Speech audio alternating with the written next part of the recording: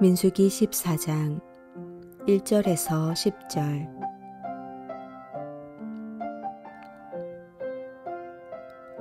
온 회중이 소리를 높여 부르짖으며 백성이 밤새도록 통곡하였더라.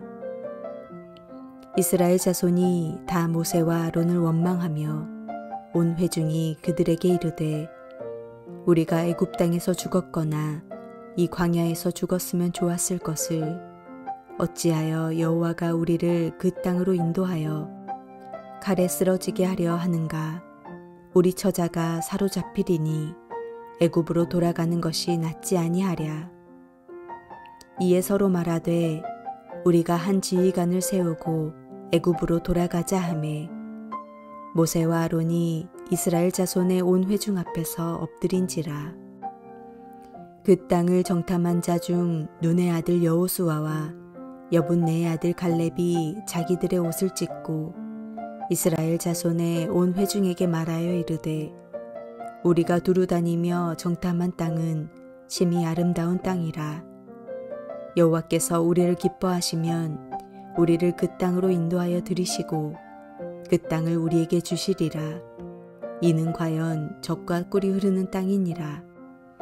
다만 여호와를 거역하지는 말라. 또 그 땅 백성을 두려워하지 말라.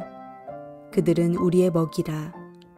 그들의 보호자는 그들에게서 떠났고 여호와는 우리와 함께 하시느니라. 그들을 두려워하지 말라 하나 온 회중이 그들을 돌로 치려 하는데 그때에 여호와의 영광이 회막에서 이스라엘 모든 자손에게 나타나시니라.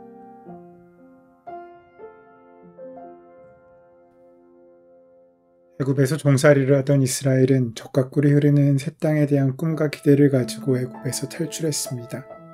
하지만 세상에 어떤 꿈도 공짜로 얻어지는 것은 없습니다. 그 꿈을 얻기 위해서는 많은 것을 포기해야 합니다. 이것저것 다 누리고 포기하지 않으면서 이룰 수 있는 꿈은 없습니다.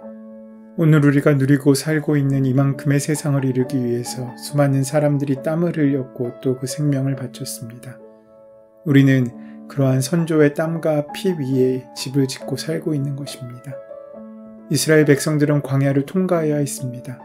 그들은 먹을 것도 없고 마실 물도 없고 햇빛을 가릴 만한 그늘도 없는 그 땅을 떠돌았습니다. 처음에 그들이 가졌던 장밋빛 꿈은 점점 잊혀져 가고 눈앞에 당장 보이는 어려운 고비와 현실이 그들에게 모든 것이 되었습니다. 하지만 하나님의 꿈을 붙잡는 사람에겐 그 모든 어려움과 장애들이 오히려 하나님의 역사와 은혜를 만나는 통로가 될 수 있었습니다. 그 차이는 믿음의 차이입니다. 모세는 12지파에게 각각 대표자를 한 명씩 뽑아 가나안을 잘 살펴보고 돌아오라는 명령을 내렸습니다. 그들은 그 땅에 살고 있는 사람들이 얼마나 되며 그들의 힘은 어느 정도인지 그리고 그들이 사는 땅이 좋은 땅인지 척박한 땅인지 나무가 많은지 적은지 성벽은 튼튼한지 어쩐지를 잘 살펴보고 돌아오라고 명령을 내립니다. 그들은 무려 40일 동안이나 가나안 땅에 들어가 첩보활동을 벌였습니다. 그리고 마침내 백성들에게 돌아와 보고를 했습니다. 정탐꾼들은 이구동성으로 그 땅은 비옥하고 사람이 살기 좋은 땅이라고 말했습니다. 하지만 정복전쟁을 시작할 것인지에 대해서는 서로 입장이 다른 두 편으로 나뉘게 되었습니다. 10명의 정탐꾼들은 그 땅은 비록 좋은 땅이긴 하지만 우리가 정복하긴 불가능하다라고 얘기합니다. 현재 우리의 힘, 우리의 병력, 우리의 능력, 우리의 재력만 가지고 그 땅을 정복하는 것은 말도 되지 않는 일이라고 그러니 포기하자고 결론을 맺습니다. 그들은 자기의 주장을 정당화하기 위해서 가나안 사람들은 다 거인족과 같아서 그들에 비하면 자기들은 메뚜기 같을 뿐이라고 이야기합니다.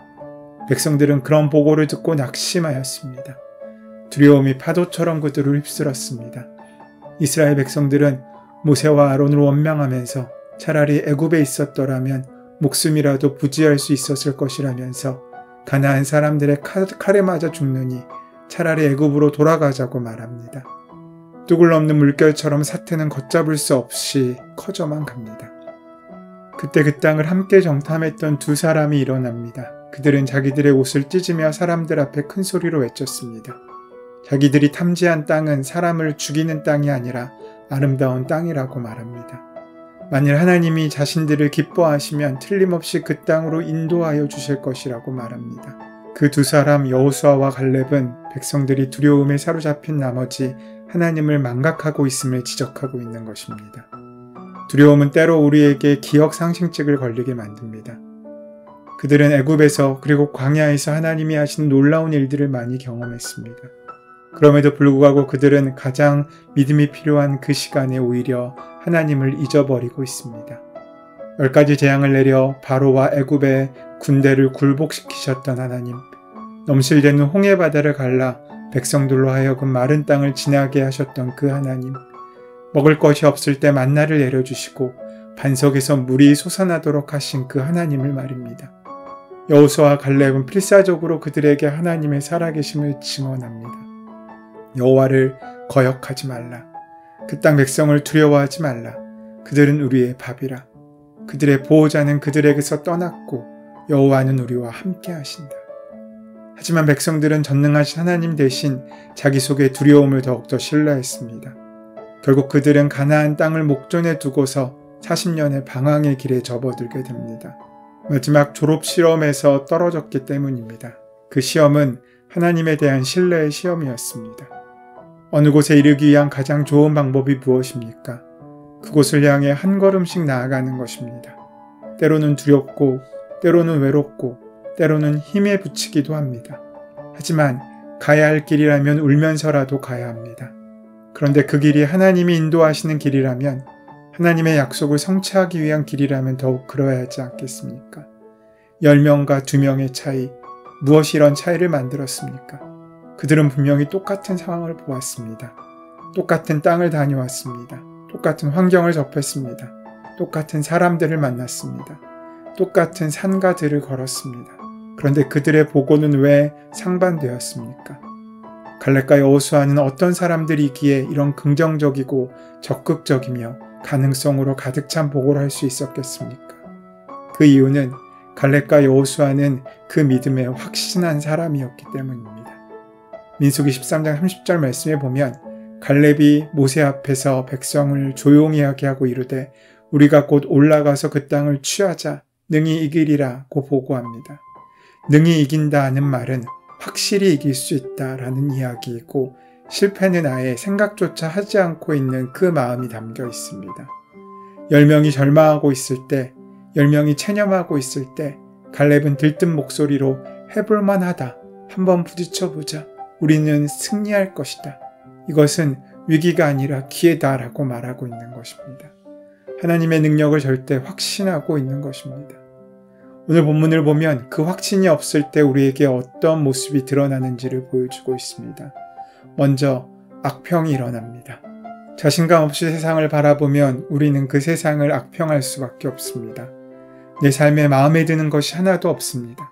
자신감이 없이 내 삶을 바라보면 한숨밖에 나올 것이 없습니다. 다 마음에 들지 않습니다.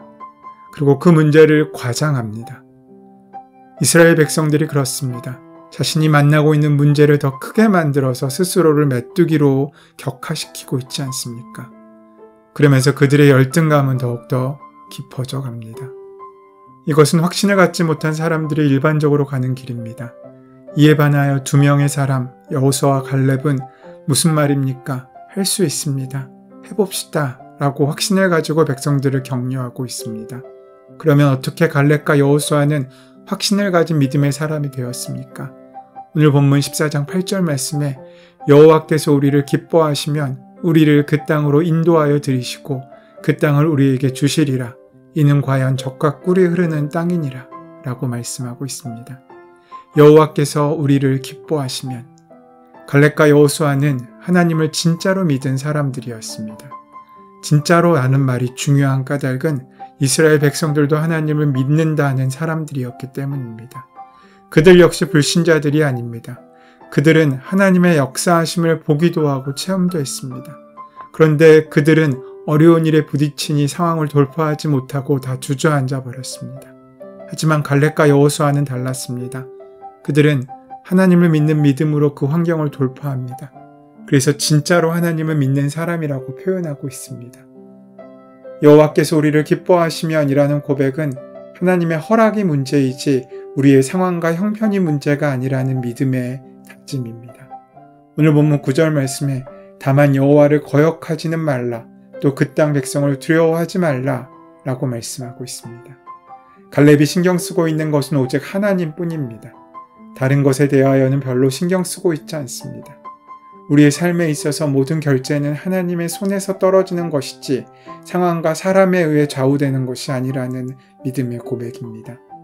아무리 아낙 자손의 대장부가 크고 강건해 보인다고 할지라도, 아무리 그들이 겪어야 할 상황이 나쁘더라도 그것은 신경 쓸 일이 아니라는 것입니다. 믿음이란 하나님의 꿈을 자신의 꿈으로 삼아 살아가는 것입니다. 그 꿈에 사로잡힌 사람들에게 시련을 쓸지 몰라도 실패는 없습니다. 그리고 산 꿈을 가슴에 품고 사는 사람들은 언젠가 그 꿈이 우리의 삶의 현실로 이루어지는 은혜의 광경을 보게 될 것입니다. 지레 겁먹고 뒤로 물러서기 시작하면 우리는 패배주의에 사로잡히게 될 것입니다. 우리 앞에 있는 도전이 아무리 커도 여호수아와 갈렙처럼 하나님의 꿈에 사로잡혀 저들은 우리의 밥이라고 생각하면서 밀고 나가야 합니다. 다른 사람들이 다 불평한다고 해도, 다수의 사람들이 되지 않는다고 하여도 내가 가는 길이 하나님께서 기뻐하시는 길이라면 그 길을 향하여 믿음으로 확신을 가지고 한 걸음 한 걸음 나아가는 것이 참된 믿음의 결과를 만들고 열매를 만들 수 있는 유일한 방법입니다. 우리가 기어코 가야 할 새로운 세상은 끝내 꿈을 버리지 않는 바보 같은 사람들을 통해 열립니다. 우직하게 하나님의 꿈만 바라보고 다른 상황을 계산하지 않고 살아가는 사람들, 그 사람이 참된 믿음의 사람들입니다. 우리는 죽음을 통해 영원한 생명에 이르는 문을 여셨던 어찌 보면 바보 같아 보이는 그 예수님을 믿는 사람들입니다. 우리의 삶이 그런 꿈을 실현해가는 보람으로 충만하게 되기를 소원합니다. 오늘 하루, 그래서 세상 가운데 주눅들어 메뚜기 같은 인생이 되는 것이 아니라 세상을 바보로 여기며 당당히 이기고 승리하는 귀한 삶을 살아가는 저와 여러분 되시기를 소원하고 축원합니다. 은혜의 주님, 후회하는 인생을 넘어서 기대하는 삶을 살아갈 수 있도록 주님을 바라보는 그 믿음을 놓치지 않는 우리가 되게 하여 주시옵소서. 오늘 하루 주님께서 원하시는 귀한 열매를 맺고 나누고 누리는 복된 삶을 살아갈 수 있도록 동행하시고 함께하여 주시옵소서. 우리 주 예수 그리스도의 이름으로 기도드립니다. 아멘.